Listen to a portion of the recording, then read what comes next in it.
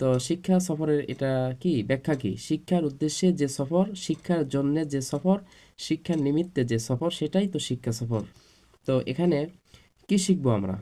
কিছু শিখবো। আল্লাহ তাআলা সূরাতুন নামল আয়াত নাম্বার 69 সেখানে বলেছেন, কুল সিরু ফিল আরদ, তোমরা জমিনে ভ্রমণ করো। ভ্রমণ করা, শিক্ষার উদ্দেশ্যে ভ্রমণ করা, এটা হচ্ছে সওয়াবের কাজ এবং এটাও একটা ইবাদত হিসেবেও গণ্য হবে যদি নিয়ত সহি থাকে।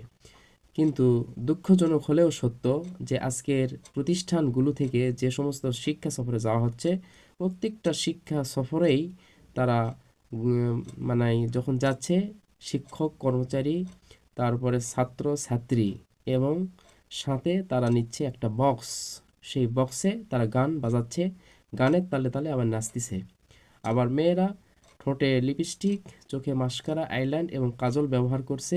ছেলে মেয়ে উভয়ে রং বেরঙের পোশাক পরিধান করে তারা নিজেদেরকে মডেলিংয়ের ন্যায় প্রদর্শন করছে এবং ছেলেরা মেয়েদেরকে আকৃষ্ট করার চেষ্টা করছে, মেয়েরা ছেলেদেরকে আকৃষ্ট করার চেষ্টা করছে। আর বক্সে গান হচ্ছে এবং গানের তালে তালে তারা নাচতেছে। তো এটা যদি শিক্ষা সফর হয়, তাহলে শয়তানি সফর আবার কাকে বলে? এরকম গান এবং নাচের সময় এই বাস যদি অ্যাক্সিডেন্ট করে এবং এই অবস্থায় তারা মারা যায়, তাহলে তাদের পরিণতিটা কীরকম হবে? এজন্য আমরা সাবধান থাকি। বুখারীতে আসছে হাদিস নাম্বার 6607, রাসূল পাক সাল্লাল্লাহু আলাইহি ওয়াসাল্লাম বলেছেন, ইন্নামাল আমালু বিল খাওয়াতিম, মানুষের সর্বশেষ আমলটাই কিন্তু গ্রহণযোগ্য, শেষ ভালো যার সব ভালো তার।